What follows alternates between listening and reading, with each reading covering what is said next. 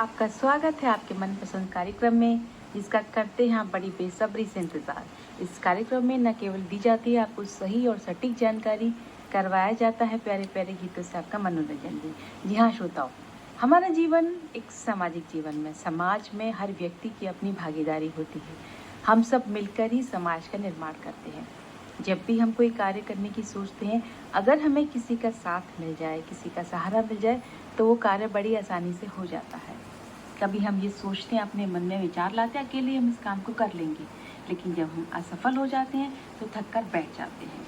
तब सोचते हैं शायद हमने किसी की मदद ली होती, क्योंकि जब सारे हाथ एक साथ मिलजुल कर कोई कार्य करते हैं तो कार्य बड़ी आसानी से हो जाता है। सब लोगों को समूह के रूप में जब किसी कार्य को करने की भावना आ जाती है, उस कार्य को करने का बीड़ा सब जब मिलकर उठा लेते हैं तो बड़े से बड़ा कार्य, बड़ी से बड़ी मुश्किल चुटकियों में हल हो जाती है। इसीलिए कहते हैं ना, मिलजुल कर प्रयास करना चाहिए। अगर हम सब मिलजुल कर प्रयास करेंगे, मिलजुल कर कार्य करेंगे, तो हमारे अंदर आपसी प्रेम और भाईचारे की भावना भी बनी रहेगी।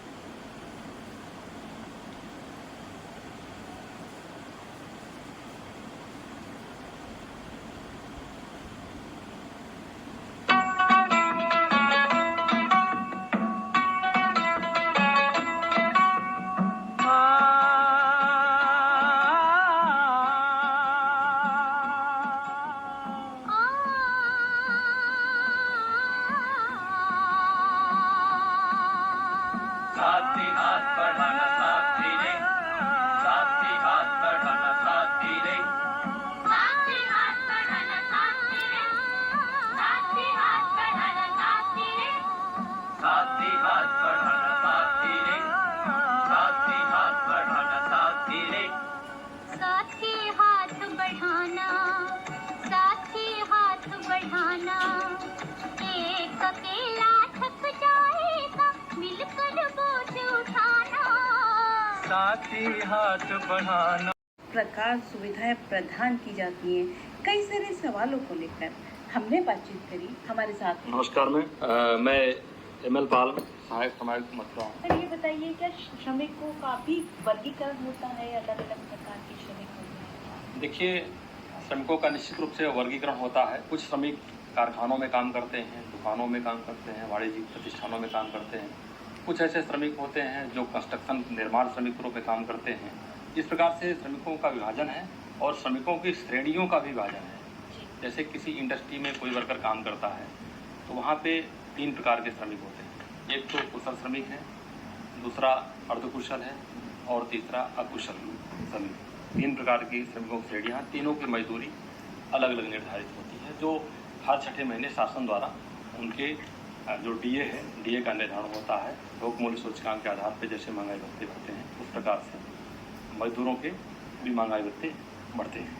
ये वर्गीकरण किस प्रकार किया जाता है? क्या कोई क्राइटेरिया है या हर इंडस्ट्री वाला अपने अपने हिसाब से वर्गीकरण? नहीं, शासन ने इसके लिए बाकायदा जियो जारी किया हुआ है, उसके अनुसार ही वर्गीकरण होता है। इस प्रकार से वर्गीकरण किया गया है शासन द्वारा। ऐसे समझिए, आपको हम उदाहरण देके बता दें। कोई वर्कर जैसे मैकेनिक, किसी मैकेनिकल इंजीनियर के रूप में काम कर रहा है, मैकेनिक रूप में काम करता है, तो वो वर्कर कुशल श्रेणी के रूप में आता है।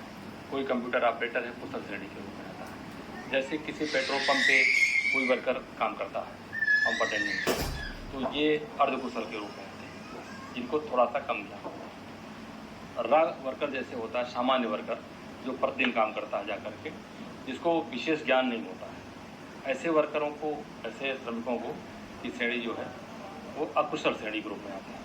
क्या हर इंडस्ट्री वाले को ये मानक को मानना अनिवार्य होता है? इसको मानना है, क्योंकि शासन का निर्देश है और कानून है, संसद द्वारा बनाया गया कानून है, तो कानून का पालन तो सबको, भारत के प्रत्येक नागरिक को करना होगा। और जहाँ भी वर्कर नियोजित होते हैं, उन सभी सेवा वस्तुओं को इसका अनुपालन करना पड़ता है।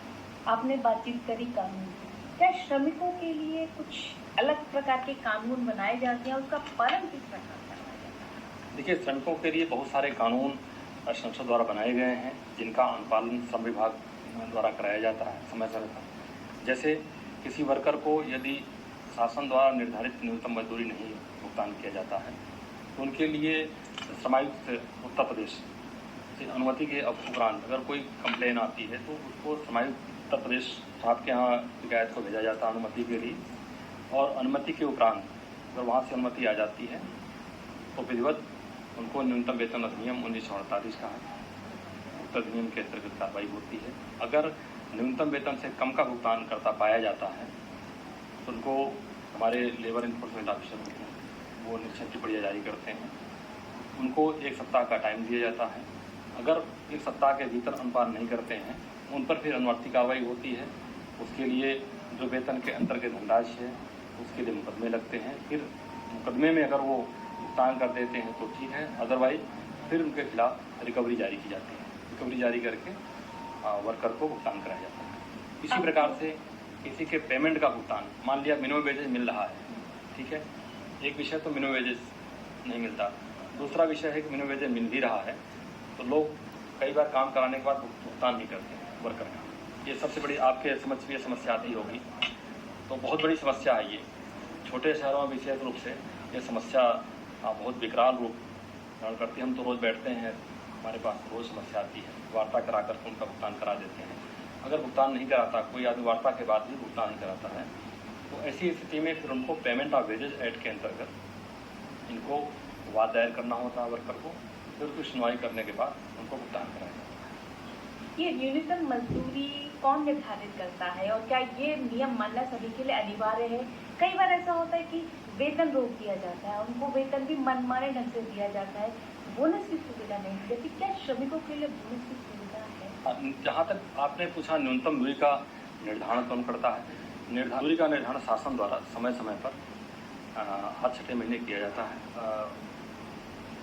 एक तो शासन द्वारा निर्धारित कर दिया जाता है, उसके बाद हर 6 महीने डीए का निर्धारण होता है। डीए से आपका क्या तात्पर्य है? डीए महंगाई भत्ता जी, जो महंगाई भत्ता जैसे सरकारी कर्मचारियों को महंगाई भत्ता मिलता है, हर 6 महीने मिलता है सरकार को, इसी प्रकार से हर 6 महीने इनको भी महंगाई भत्ता शासन द्वारा निर्धारित किया जाता है।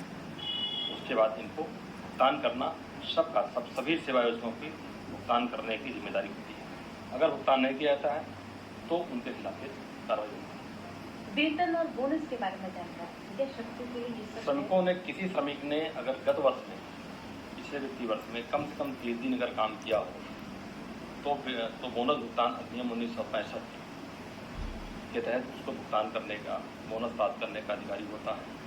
और बोनस कहाँ लागू होगा, किन प्रतिष्ठानों में लागू होगा, ये विषय है। ऐसे प्रतिष्ठान जहाँ पे 10 या उससे अधिक वर्कर काम करते हैं, 1 साल या उससे ज़्यादा टाइम काम किया है, उन प्रतिष्ठानों पे बोनस भुगतान अधिनियम 1965 के समस्त प्रावधान लागू होते हैं और उन क्षेत्रों में काम करने वाले कर्मचारियों को बोनस देना बाध्यकारी होगा, सेवायोजक को देना होगा। कई बार ऐसा होता है, कुछ लोग ये शिकायत करते हैं कि जो मजदूर वर्ग है, श्रमिक वर्ग है, मनमानी मजदूरी वसूल करता है, उनको नहीं पता होता कितनी मजदूरी वसूल करनी चाहिए। क्या कुछ ऐसे भी आपके सामने कुछ ऐसी समस्याएं आती हैं? नहीं, देखिए, मजदूरी मनमानी नहीं वसूल करता है।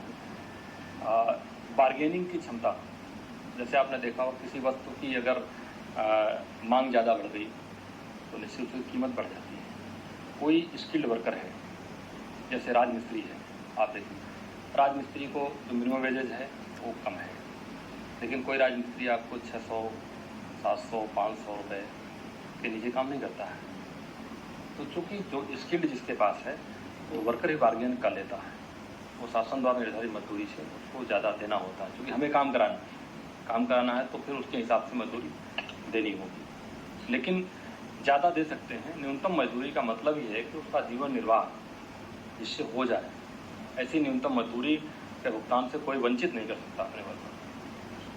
निर्माण श्रमिकों के लिए कौन कौन सी योजनाएं हैं? निर्माण श्रमिक किनको बोलते हैं?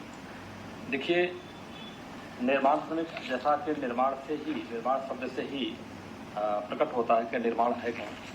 और निर्माण क्षेत्र में जैसे किसी का मकान बन रहा है, कोई दुकान बना रहा है, कोई वाणिज्यिक प्रतिष्ठान बना रहा है, कोई सड़क बना रहा है, नहर बना रहा है, पुल बना रहा है, ठीक है, गिट्टी बालू का काम कर रहा है।